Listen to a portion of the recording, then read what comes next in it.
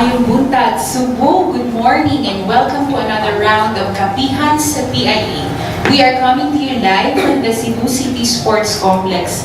And ang ato ang mga bisita karong buntaga for our Kapihan, they all come from the Coalition for Better Education. So atong ila-ilahon later on, unsa ni Coalition for Better Education, and they will be introducing to us some of their programs that they are partnering with the Department of Education and other organizations, geared towards the improvement of the quality and the delivery of education dito sa Cebu. So kini si Rachel na siya, gikan sa Philippine Information Agency, kuyog akong kauban gikan sa DYMR Radyo Pilipinas, si Ms. Annabel Lagrosas. Mayong buntag, Ms. Annabel. Mayong buntag, Ms. Rich. Mayong buntag sa itong mga suging tigpaminaw sa Kabisayan ug Mindanao. Ingon man ang ato ang mga televiewers ug ang atong mga awardees karong buntaga ug ingon man ang mga sakop sa giingon ni Ms. Rich ang Coalition for Better Education. So good morning and welcome to Kapihan. So we are medyo layo ta sa atong naandan ng mga venue, Ms. Annabel, So we are coming to you remotely gikan sa Cebu City Sports Club. And of course, kauban sa nato din hino kaysa naminaw nato karon Ms. Annabel, di sa makakita ang ato ang mga audience are not only ang katukisulti ganihan ni Ms. Annabel, mga awardees, but also the coming from the schools, universities na members of CBE and the families as well of the awardees. So atong usa na sa atong pagkahisgutan karong ato ang episode sa Kapihan, ang kabahin aning awardees, and of course we'll also be discussing later on ang kabahin sa Turo-Turismo Program, Ms. Annabel. So before we kick off our discussion, I'd like to ask, of course, siguro Ms. Annabel, ipalailan nato ato ang mga bisita karong buntaga. Yes, dili lang ni siya bago nasukit na nato ang Executive Director sa CBE, si Ms. Marilou Flores. Good morning, ma'am. And ang President mismo sa CBE, si Engr Ruben Laraya. Good morning, sir. Good morning po. Okay, ato dugoy unahon Ms. Annabel pangutana sa ilahan, Siguro si Ms. Marilou, or commonly known among the people who know her, si Ms. Luchi, ato siguro siyang ipangutanon gamay background about CBE, unsa man ni ang Coalition for Better Education. Sige, Ms. Luchi. Nagbuntag sa tanan, sa mga tanang tigpaminaw, tigpananaw, paring atong programa. Thank you, Rach and Anne, for obliging us to be part of this program. Ang CBE, or Coalition for Better Education, isa kani siya ka organisasyon nga gihumpong atong 2001 ni the late Roberto Aboitiz, of the Ramon Aboitiz Foundation, and including the Aboitiz Foundation and the Philippine Business for Social Progress. So kani siya nga organization is really focused more on education. Ang tulong ka agencies under education, DepEd, TESDA, and CHED are also part of CBE, and we would like to, our vision actually is to be able to support the different endeavors and undertakings of the Department of Education. So, it is a membership organization, so kamong mga tigpaminaw, kung ganahan mo join sa among advokasya sa education, pwede nyo mo-adto sa CBE. Also, we are more concerned right now on the implementation of the senior high school program. So that's why this afternoon na aming forum on the implementation of the senior high school program ug ang mga issues and concerns atong tuki-tukion karong hapon sa senior high school. Kaning gihisgot mo, Ms. Luchi, nga naaman tayo mga membership ang organization. Currently, pila man do we have an estimate on how many universities or individual members do we have right now with CBE? So we are already 795 individual members. CBE, although it's based in Cebu, our scope is nationwide. So from Batanes to Jolo, we have also 39 institutes, and kabahin na din ang mga dakong colleges and universities sa Cebu City. So Miss Annabel, no, sa katong mga naminaw na ito, nagtanaw karon o dili pa mo miyembro sa Coalition for Better Education, unsa may Qualification. Unsa may Oo. qualification para ma-member? ma-member ta. Sayon ra kaayo, you just have to prove that you are an education stakeholder. O kanang, siyempre kung sa institutional member, magpakita lang sa ilang mga papers, no? Mga SEC papers, DTI papers, kung partnership. Kung individual, just the ID will do. So, then the commitment also to support CBE. CBE. Ang ito importante, commitment. Ang commitment. Dili lang kayo magpamiyembro lang. Magpamiyembro ka. So, katoy mo giingon nga member sa institution, meaning unsa pa ka? Maestro, or Ang institutions, mauni silang mga corporate or non-corporate organizations. So, member nato ang, of course, mga awardees companies. Members din nato ang Microsoft, Smart, Globe, Meralco is also a member of CBE. Also, the other universities, no, aniya sila karon sa ato tubangan, no, sila si CNU, USJR, Southwestern, San Carlos, CIT, Consolacion, College, and the rest, no? USBF also is a member. So, daghan ka itong member ng mga colleges and universities. So this is also open not only for Cebu but outside Cebu, kay nationwide man ang coverage sa CBE. So usa sa mga programa nga gi-implementa sa CBE is mauning katong gihisgutan ganiha katong Medal of Excellence Awardees. So siguro mangutanan na lang ta ni Sir Ruben, no, ato ang from the atong president sa atong BOT, kung unsa man ni ang ato ang coalition Medal of Excellence Awards or MOE. Kini atong MOE ato ni buhat every year ang pilita kung mga outstanding student leaders in the field of education, no, aron na maka-recognize ko nato sila sa ilang buhat. Mas maipaunta ka because of the award, ma-inspire po sila ng padayon, no, sa field of education. Kaya bawang yun na education is critical, no, in the future of our country. So, ang katamon po mo ay sa Rizal, the national hero is the future of the country. So, ang pag-recognize sa ilaha is one way of honoring them, no? One way of honoring the youth participation is critical to nation building. Kaning ato ang MOE, ang Medal of Excellence, is this is the second time that we are giving this out, or this is already the Sir Ben, fifth year na ni. Fifth year. So by today sa kaning awarding doon na tayo 39, no? 39 awardees so far. Different universities and colleges in Cebu.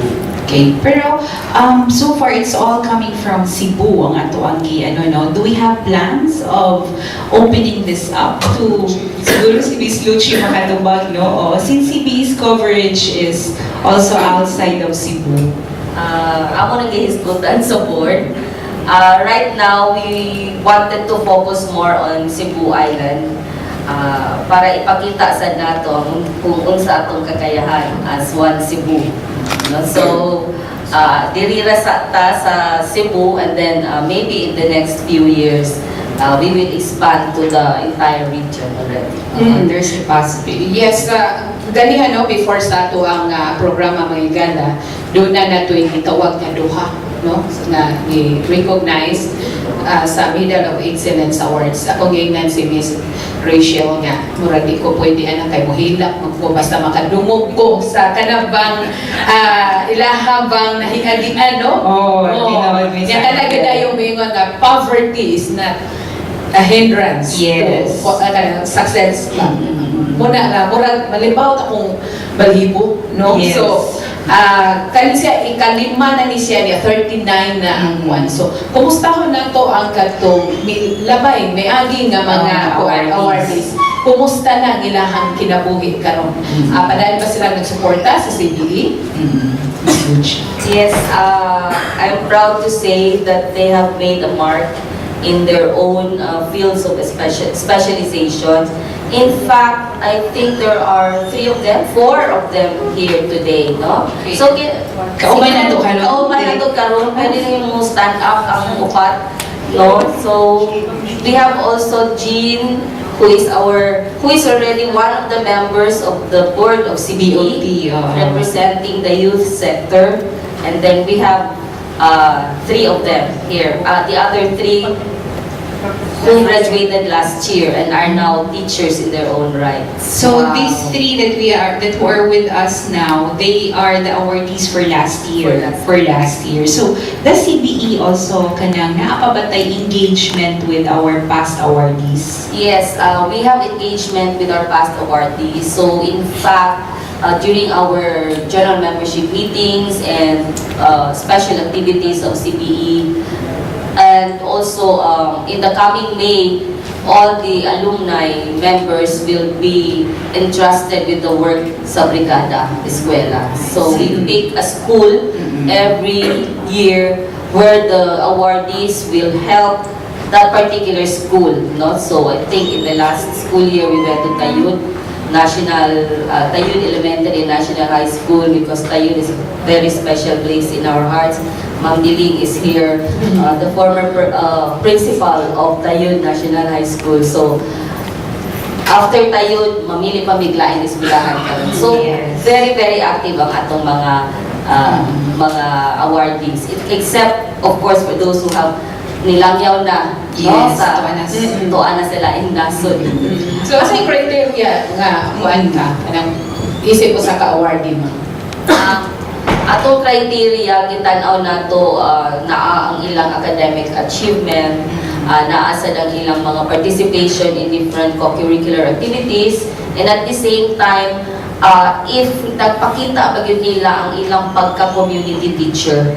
Kay karon dili naman lang teacher in the classroom, but being a community teacher and being a 21st century teacher. So, what does it mean to be a 21st century teacher? This would mean that adept siya sa learning, life and career skills. So, dili lang ka ng mga performance skills, content at ang gitanaw, dili ka ng mga soft skills kinahanglan, no? Sa mga bata karon dili na mo taho, dili na mo amen, dili na mo yung good morning ma, good morning pa, lakaw na ko pa, no? So mutando Wa pa kay swerte, banggaan pa ka.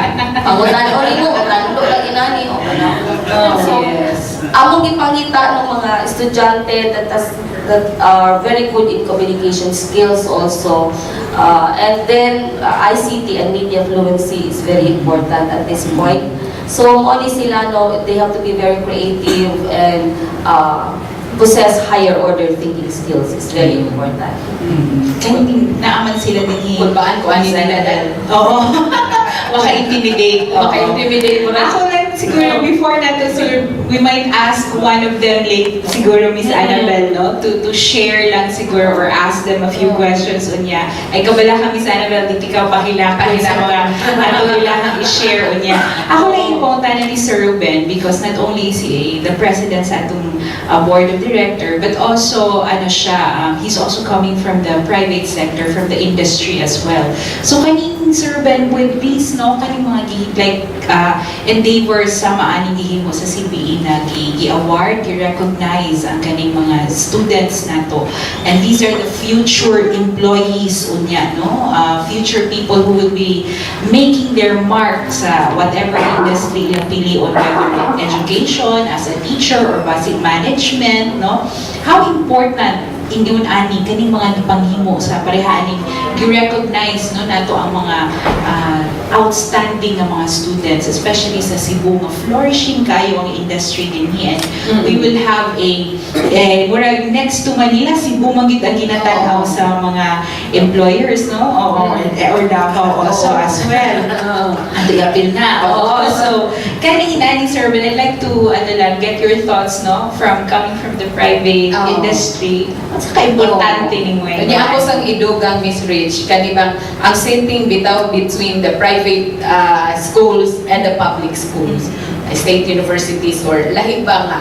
Especially kung yung private equipped yun sila kanang mga kanang mga facilities, kanya diri sa kining mga state universities and colleges, although di man yun kanang imong mapitin, no?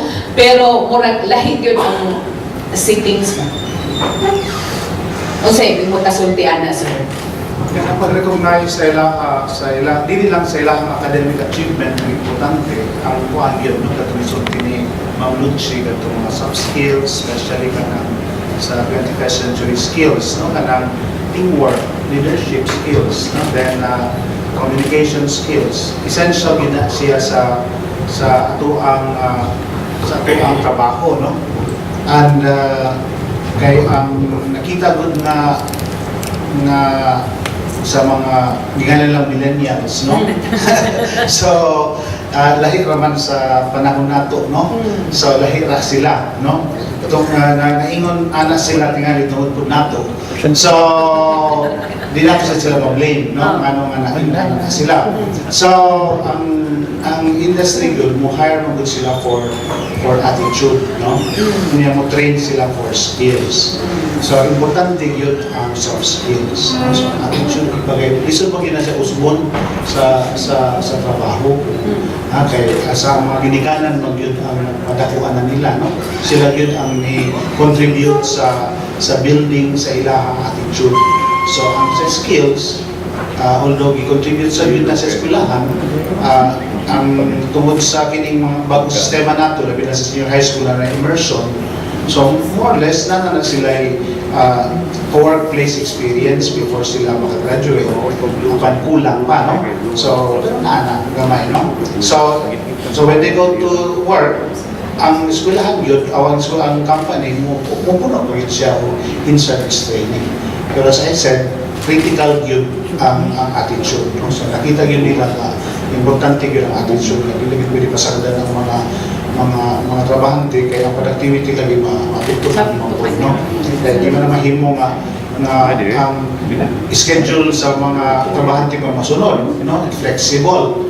Kung manufacturing ka, imagine you work as a team, no? Di mo na pwede nga makatrabaho, patra mo 10 ang giginhanglan, no? So na teamwork importante, no? Kaya hindi sila usahay, they can be alone, no, with their world, no, in facing the gadgets, no, so they connect yourself to the world. But that's not the real world.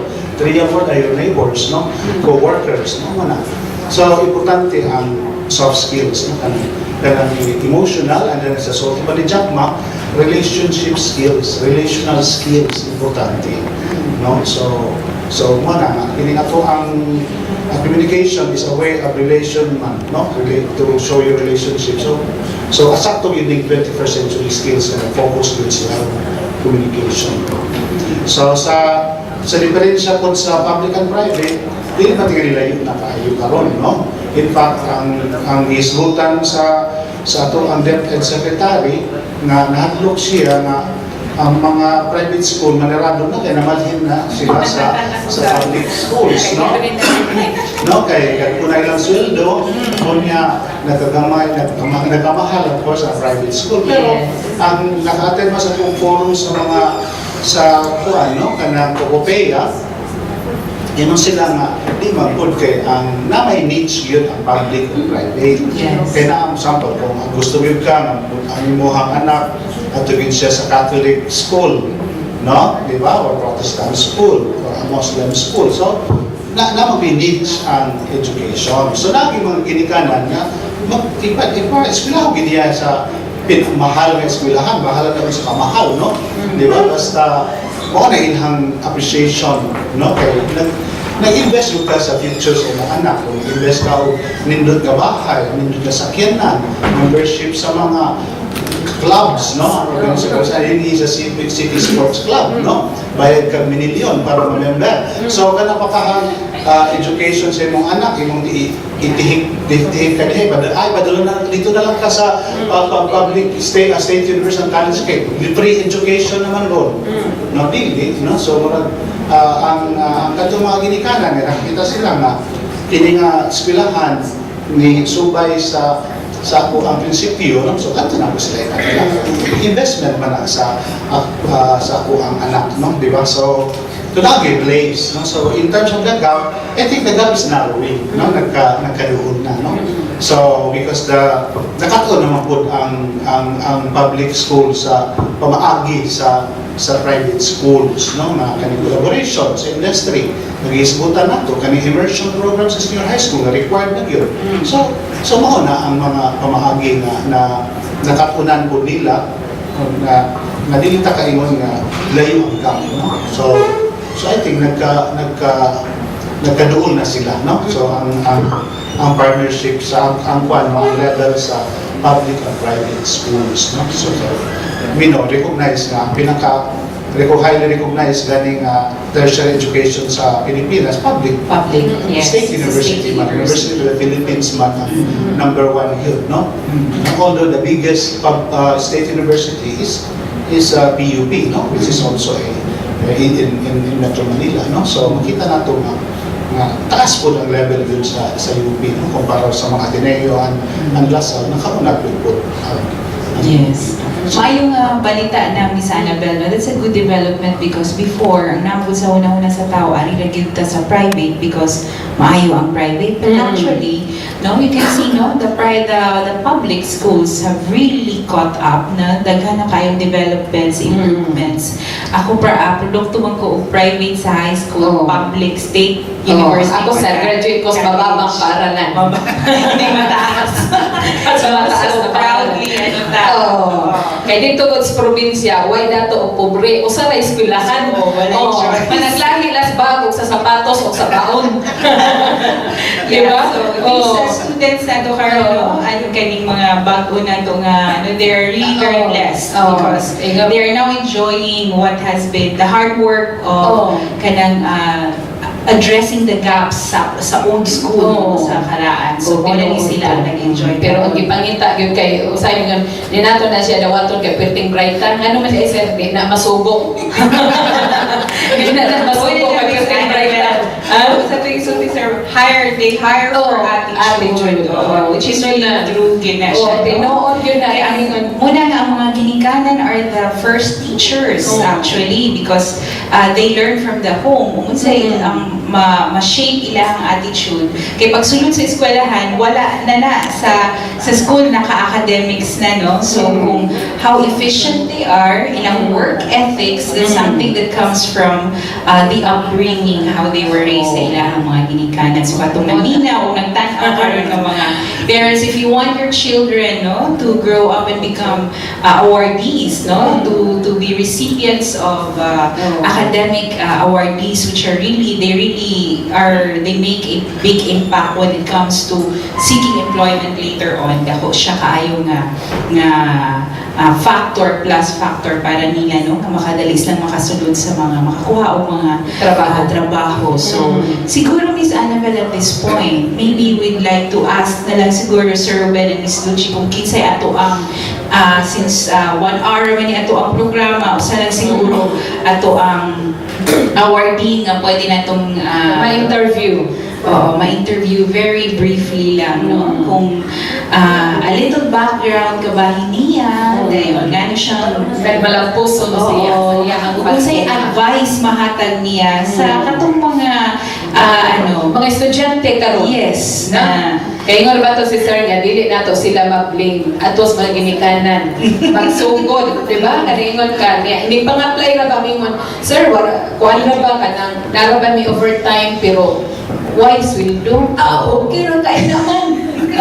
Okay na ka, makauli ka o alas 8 gabi ini, alas 5 imong off. Okay na kayo. Abtal pila ka buwan, ipotaw na ko alas 5 ato na ko. yes. Diba? Dili na, wala na. Yan, dahil naman yung mga millennials karon po. Idipit sa 15 o 30. Sa mong gipangita, nanita og sweldo eh, o pangita trabaho. Lahit na. Lahit Sige, na. NC maybe can assist us. So, Oo. siguro ato lang, sige, na lang Siguro, siguro, no? dili lang ta sa atubangan for our, sir. oo, okay, we're the TV, pampun ang atong programa, no, yes. Kalibutan yung kainin nga sir, oh. No, murag di mahadlok ang bata ani. Pangutanan nato si Sir. Oh. Unsay, can you give us your name also first, and then a little something about yourself?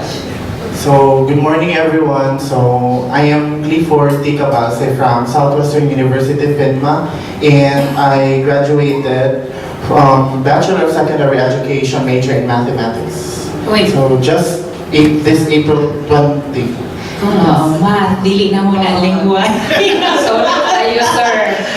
Sorry kayo, sir. Kaya di kasabot ang language ng mathematics. Yeah, but I understand Clifford is here a tutor, right? Nag-tutor siya. Yes, I'm right. So, but can you tell us why, ano kang what made you persevere, no? Sa imuhang, like for example, Karon, you're one of the awardees sa ato ang Medal of Excellence. So, what do you think made you get that, the top, the slot?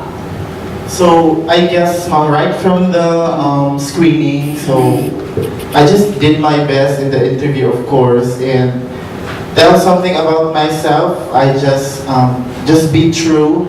And about that being a tutor, of course, there are semesters that subjects are not that really heavy. So I made a decision to, of course, why not try to earn for a living and not totally depend on my parents. So I tried tutoring, like elementary students, and that's for all subjects. And I also volunteered in our university as an athletic tutor. I mean, I tutored varsity players who need guidance in their academic needs, and yes, that's it.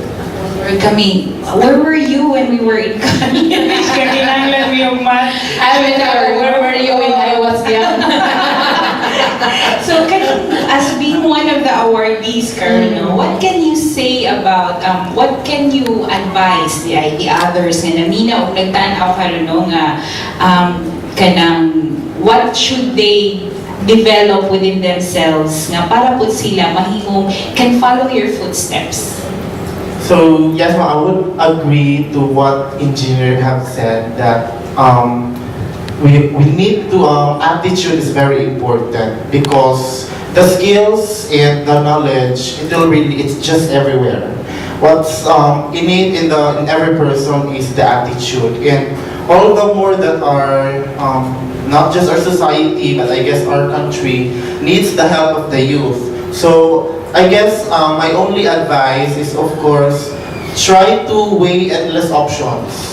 So what are the options? I mean, if they're try to weigh the advantages, the disadvantages of every decisions that we are going to make as a youth, because knowing the impact to our society, it is really evident that some of the problems that we are facing today one of these are the youth. And I guess parents and teachers, they can't control them anymore to the extent that they can't control them anymore. So I guess having this award CBE, I guess education is very important to all. That's it.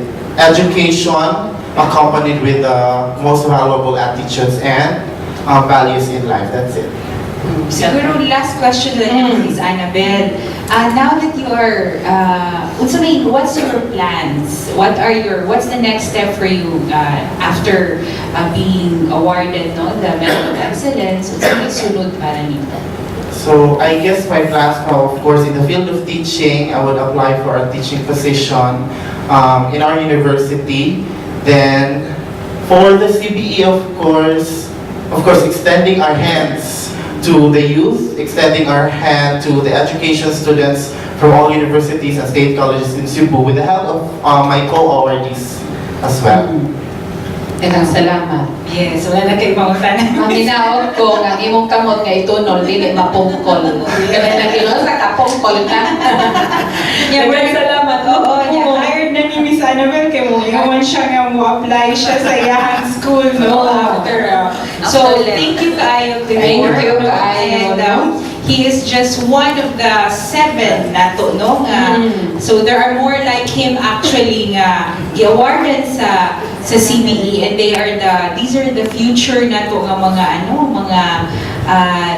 decision makers unya, Miss Annabelle, no? And hopefully they will really make an impact, no, in the industry that they've chosen. Like for example, math, Miss Annabelle, mo konta ko niya, why math?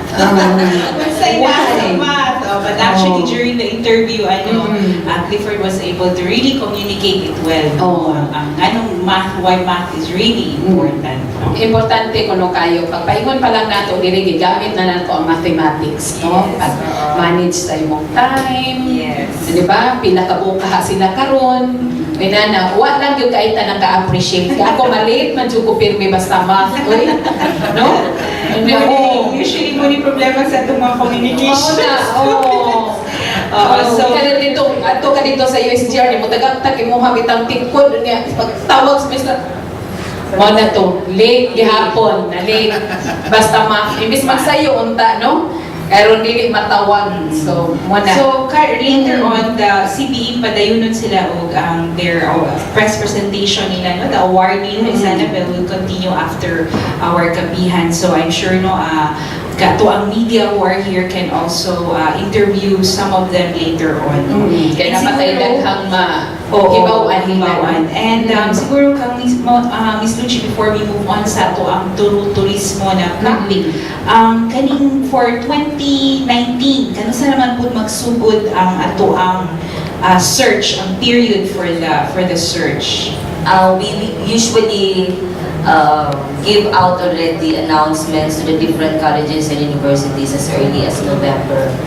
And then sa January na yun na ang full class na dayon, no? So pag start pa lang sa semester, amo na nang i-prepare ang mga materials, ang mga documents needed para namo mahatag sa mga colleges and universities. Do they need to be, dapat ba nominated sila sa school? They should be nominated by the school. Okay. So there is a pre-selection committee in the school before they are endorsed to CBE. And then late Feb to early March is the screening process. So we look forward to the next batch na to. Unya, Miss Annabelle. Then, karon atong hisgutan na po Miss Annabelle ang kaning Turo-Turismo Program nga gi-implement sa CBE together with with the Department of Education. So siguro a little backgrounder sa Turo-Turismo programa. Aside from the Medal of Excellence Award, which is an institutional program of CBE, we also have a project right now called Turo-Turismo. Turo-Turismo is a project that we are undertaking in partnership with the Asia Foundation. Asia Foundation is an international agency that promotes that undertakes different types of development programs, and one of them is the senior high school program. Turo-Turismo focuses more on the implementation of senior high school in tourism and construction specialization, areas of specialization. Nga nung nag-focus man taani, it's because tourism and construction are the key employment generators in Cebu and in the region. So, atong gitanaw karon kung unsa ba gid ang pag-implement, no, are we following in the international karon sa ASEAN, in the international scene, especially in the ASEAN Accord, dapat ang atong mga learning competencies sa mga eskwelahan, especially those who are offering tourism-related courses or subjects, should be aligned with the Mutual Recognition Agreement or the MRA. And not only that, they should be able to conform with the different policies. No, so policies karon sa TESDA, sa DepEd, sa DOLE, na they are disconnected. no, so muna atong gitan-aw karon sa pag-align tanan ni aron dili maglibog ang mga bata, no, so when they choose a particular track. But right now we're focusing on tourism kay sa TVL daghan-daghan sa gyud ang enroll aning mga courses, no, under the tourism track. So this program started last July o ato na ning ipadayon up to July of this year. We have already immersed the teachers kay kung saan na lang magtudlo ang mga teachers unya wala sila experience in the industry. So last year amo silang i-immersed in the different resorts here in Cebu, in different restaurants, uningon sila kapoy man day ma'am, no? Kapoy mo din magsigig dito kung chef ka, kapoy mo din makasabaan ka sa chef, so chef ka, makasabaan ka. So now the teachers realize what it is to teach a particular course, kaya na-immerse naman sila. So that's it. No? Aside from immersion sa estudyante, iuna yun na mo ang mga maestra. So when you say immersion, Ms. Annabelle, these are the teachers themselves going to the industries like the hotels, the resorts niya. Mura sila ka-internship. Mura on-the-job training ang nila. Kaya di magkakatudlo ko, kung mo nakatudlo. Oo, puro theory na halimbawa nimo. So this, mura, Ms. Annabelle, when they teach naana sila ang teaching nila is theory in context na. There is context to whatever it is they're teaching inside the classroom kasi sila mismo naka-experience. And I'm sure, Ms. Nucci, nga dili ra pud kanang by the unsay naa sa libro, no? Unsay naka-focus siya kaayo sa kay ang learning sa teacher during the time that she was immersed, no, with the industry. Appeal na to niya ang mga insights nga nakuha niya, no? Ma-appeal na niya dito o ka-share and patudlo dito sa mga estudyante. This is wala naging sa unang panahon. Although our teachers were usually in college, hired ni sila. These are practitioners, no? But this one magod is really teacher nga natudlo pa, pero i-immerse na siya nag-OJT si teacher, and then balik na po siya o tulusan. Pinaka-kadugayon ang 18 hours, so we can only take them out from their classrooms. Kaya naaman si policy ang DepEd na dili gyud mo below o certain particular hours ang ilang activities outside the classroom.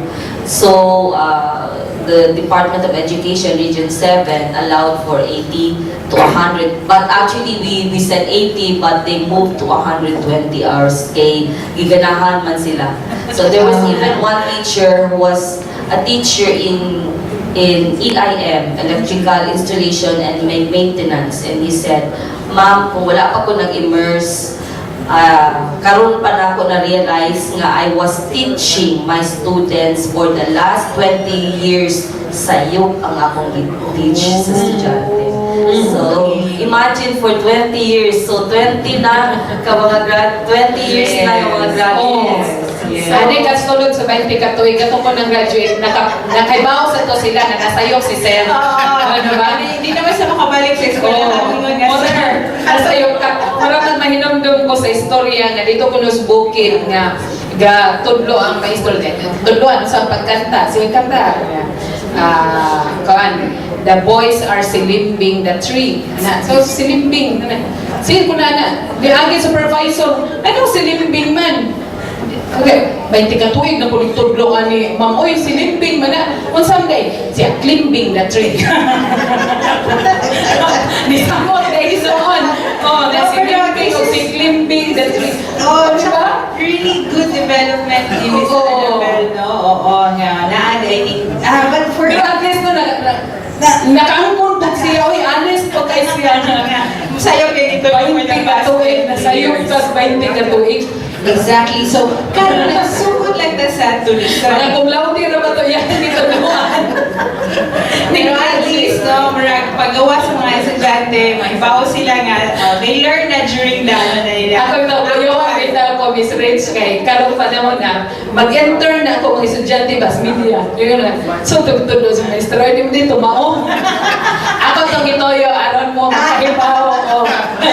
Justify na si Justify sa nimo. teacher. Di na kita mo imong itudlo, ma'am. Ako lang mo gikan niya. Sa reality, mo to siya. Exactly. I'm sure the teachers who went through the immersion really had an eye-opener, no, na kind of experience. Yeah. Pila to sila kabok, Ms. Lucio?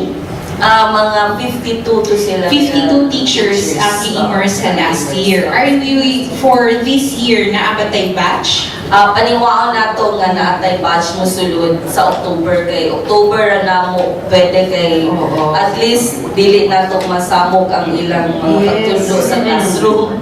Kay word, maayo kaayo. Kung nagigalahan na sila, dili na sila mabalik sa classroom. Nagsimunang panita sa tubag sa ilang sayo. Hindi na sila sulod sa hindi sila karon pa man din nakasulod aning kanang walk-in nga Oo. Pero dapat katupong nagkuan ba na katong nag-immerse man ba mo share po ta sila no nga balik pa niyo pre matay pre na to gitudlo pre dito mao Para ma-correct lang. ma-correct lang Yes, di ba? Pero ang kaninga mga teachers, the ones who went through the immersion last year, it's a different batch that will be going through once you sa this year. for this year. Lain-lain batches, yeah. Oo. Kay ang first batch, ang last year nga batch, ilang gahimuon karon is already content. So, Okay. based from their experience, they will develop contextualized content using project-based learning approaches. So, and they are given until June to implement. No? So, start na to implement. Kaya medyo late naman sila nahuman sa ilang immersion. So, post-immersion after the post-immersion, muna din ito nga, naghimo na sila sa ilang content. Okay. So sa itong mga like, because he said that tourism and construction are the key yun na kaning growth drivers, no, dili sa region sa Cebu. But for tourism, kay mo pa may i-focus, unsa itong mga jobs ang ilahang gamers? There are 6 areas of specialization under the TBL track. So you have housekeeping, food and beverage, cookery, you have front desk operations, and then what's the other one? EIM. Electrical installation and maintenance, and including carpentry. Kanang carpentry mo ginaikuan kayo no. Liso dati ko na pangitaon ng uyab kani ko nung kaning panday liso ko no kaayo pangitaon. Kay mismo ang mga estudyante dili ganahan kung sila mingon man ay lagi pagpanday pero bumato kag Australia Muy ipagita. dagkong eksperto muy Pero ipagita. katong tanan mapod nga first batch na ito na teachers who went through the immersion, malit mapod sila, no? Wala ka po yung nagpabilin nila. Wala ay nagpabilin. Nalan sila dito kaya di sila mabalik. So this is really a good, this is a good program, Miss Annabelle. But katong for the construction, Miss Luci, you're thinking of, do you have a timeline? Like, after tourism, naapod mo immersion for the construction? Appeal na ang construction no sa EIM. Sa carpentry. So, appeal na sila nga immersion. And in fact, kato nga teacher nila, even 20 years, it comes from the EIM. So, Basta sakto to iya sa unang panahon po Lagi sa- Bago na ang mga pamaagi. Mas hindi ko lang siya nga. Sayop nitong ako. ingon sila nga, dili naman di ay mo gamit kung kanang sitaw na martilyo. Martilyo. Kaya mo naman lang intact, mag-tacker naman lang ka. Exactly. Oo. So, murang lang, ikaw, maista na ba ni si Miss Annabelle? Pero, Nagtulog sa ko. Sakto, bigay sa ko ang dito. pero wala ni immersion kay immerse mo siya hangtod lang, no? Hangtod ron, Kaya ang specialization. So, since we have, Miss Annabelle, we have our friends from the media who are also with us, no, karon. Maybe we might give them the floor for a few questions. Kung na sila'y pangutanan, they can also ask, no, ang ato ang awardees who are here if they want. Una may pangutanan, una kabahin ato ang CBE Medal of Excellence nga programa, no, kaning recognition nga gihatag, no? And also the Turo-Turismo Program nga I understand there is a forum this afternoon. So, okay. Doon ay forum karon nga. Oo, atay pamutanan ni Miss Luchi later. Sigurado saan kung naay pamutanan magkan sa media. Or ganahan ni sila magsigig exclusive. Exclusive, inikahuman. Inikahuman. Especially kung nasa kapulungan nila. Mura kamay naman ang sa dato ang oras misraw, no? Kay by 10:55 gusto na nato ang network news from DYMR Radyo Pilipinas. Sige, so I guess ang ato ang mga kauban niya na dili karon nga gikan sa media, you can ask na lang ato ang mga panelists later because the program will continue. But before we wrap up, Miss Annabelle, siguro ato lang pangutanan, no, a little about what will be happening during the forum, Miss Luchi. This afternoon, we're going to have a forum in the same room. No? So kung kinsa sa inyo ang gusto mo attend, this will be a forum on the tourism industry and the senior high school implementation. So we will be talking more on how schools and the industry should be able to collaborate in the areas of immersion, curriculum enhancement, and the joint delivery program and the voucher system. Kaya daghang pangutana about the voucher system, ug daghang pangutana about how to go about the joint delivery program. And siguro istoryahan sa nato ang mga issues and concerns along these areas of endeavors. Okay. So, dahil kayong salamat. Si Engineer Sir, basin doon na kayo gustong ipahibaw or panawagan sa ato ang mga ginikanan or sa mga magtutudlo or sa publiko in general kabahin sa ato ang organisasyon. Tapos muna na ako ang request ni Ma'am Luchi at sa mga maminaw, tanaw, nga gusto mong member sa CBE, makanto sila sa natin website to para makaibaw mo sa detalye sa mo ang organization. Kanya kung gusto mo member, mato dito sa CNU, no? Cebu University, kay tuaman ang opisina sa CBE. Ang katong website, idugang lang ng Miss Annabelle, the website is cbe.com. At cbefils.net, cbepihils.net, and you can also find them on Facebook, na sa Facebook page. Kung na may mga dugang pangutana, no, regarding application to be a member and other services, no, nga pwedeng mahimo sa CBE for you as an individual, as an education stakeholder, or as an institution, pwede lang mo mangutana nga to, no, sa ilahang Facebook page. So of course, Ms. Annabelle, atong pasalamatan ang CBE, no, ang Coalition for Better Education, si Sir Ruben ug si Ms. Luchi for being for being our guests, no, atong panelists for this episode sa atong Kapihan. And of course, pasalamatan sab nato ang DYMR Radyo Pilipinas nga mo'y sa ato ang live airing. And if you fail to catch our live radio program, you can still watch us on Sky Cable, no. We are on the late telecast every Thursday, upa nino, ikan alas 4 rather, 4 to 5 p.m. And this is on channel 53, so you can still watch this program air tomorrow. So, Miss Annabelle? Yes, daghan kayong salamat, Miss Rachel Ninicia, ang ato ang PIA Cebu Manager. Kinisab si Annabelle Lagrosa sa DYMR Radyo Pilipinas. Magpasalamat kaninyong tanan o pagpahinumdum ng edukasyon maayo gid ni alang sa kaugmaon sa tuang nasod. So manay giingon magunsa man ang edukasyon kung ang imong batasan dili maayo, huwag yapon tay kapadulngan. Mayong adlaw kanatong tanan.